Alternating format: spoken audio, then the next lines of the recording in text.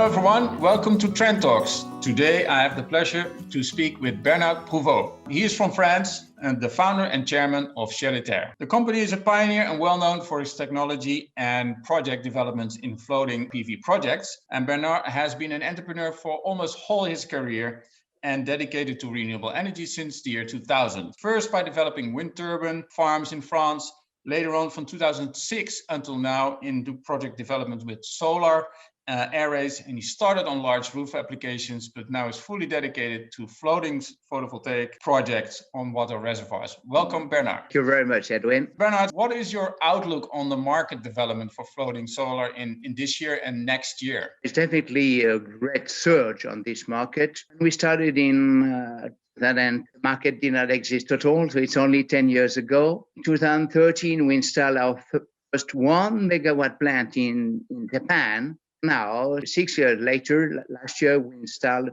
a 100 megawatt plant in Taiwan.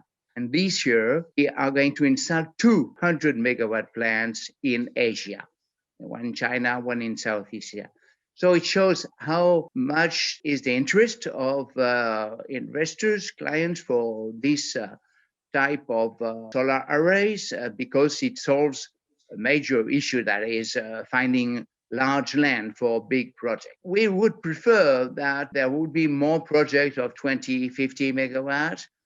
But as for ground-mounted solar, investors are looking for very, very large projects because of the very low prices of electricity from tenders. But I think it's a challenge.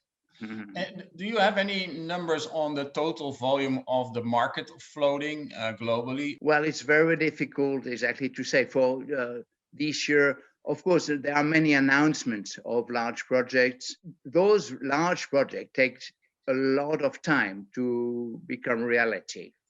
So there are announcements, but the real equipment installed on water is difficult to say. But I would say this year it will be over 1 giga.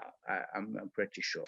Are there any specific market segments, Bernard, that are very interesting for floating application? Well, it depends. You mean as type of water or type of use of electricity? On the technical segment, as I mentioned, now going on seawater is more and more frequent with large projects. Going on Hydrodam that is a big future for floating solar, but it's very long to take off because there are many difficulties administration because those places are run by the states and with different stakeholders. So it's very, very slow to start. We are equipping this year in France the first 25 megawatt project with our partner Actuo on a dam in southern France. But still it's not a very large project compared to what could be done on dams. But it's very slow to start. But there are big expectations for that, notably in Vietnam, for instance. But is there a huge market potential still out there for Hydrodam application? I think there is, but it will take, as I mentioned, a very long time to get through the difficulties to use this water. For instance, in France, EDF is as a concession for those dams, but this concession should be renewed. So who will really get the opportunity to do floating solar plants on those dams? It's a tricky thing. Yeah, would you consider then going offshore more attractive than these hydrogen projects, or? Well, it depends what you mentioned by offshore. I personally am very, very prudent about going on far offshore. Of course, we are thinking about it. We will participate to a research program with the European Union. But personally, I think this is not the moment to try and go on offshore, because I'm a sailor myself. I know how the sea can be difficult with wind, waves, currents.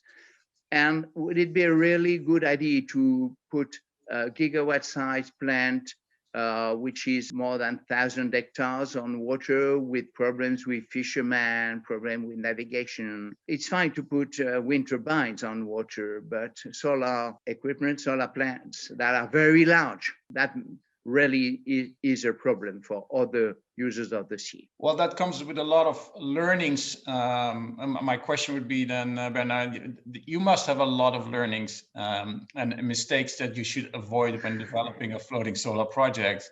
Can you share some of those lessons with our audience? The mistake would be to underestimate the particular conditions of floating solar with waves, winds, fatigue of the system, especially if you go at sea. But even on large water bodies like water dams, the mistake would be to underestimate this, especially when we know that with the global warming, these conditions will become harsher and harsher with more cyclones, more typhoons, more hurricanes, more storms. And we had to higher our requirements about anchoring the resistance to these elements for 25 years. After what happened in, as everybody knows, on some floating solar plants with typhoons, now we know that we have to think about wind speeds and water conditions that harder than we thought before, and we take greater security coefficient than ever. Is it more difficult, looking at these extreme weather conditions, it would be floating solar projects more difficult, more dangerous than on land? Yes, because you have the waves, not only the wind, but the waves. That makes it more difficult. And it's the water floating solar plants are dynamic system, not a static system. It moves with the wind and waves, and these movements create some tensions on the system. Yeah. So yes. Bernard, if you look at the challenges with floating, what is your impression of the international investors? How are they taking up this opportunity? Well, yeah, I think most of the major IPPs all over the world are considering now floating solar as an important opportunity. We are talking with many of them, but they all want very large projects, as I mentioned. They also want very, very low price because they have constraints of the price of electricity from the tender as on ground, but it's even harder to meet on water with FPV. But our challenge is to lower the cost of the system. We are still doing that, and now the cost of FPV is about 5 times lower than it was 10 years ago. But still, it has to be lowered, and now R&D is bringing out new solutions to lower the cost.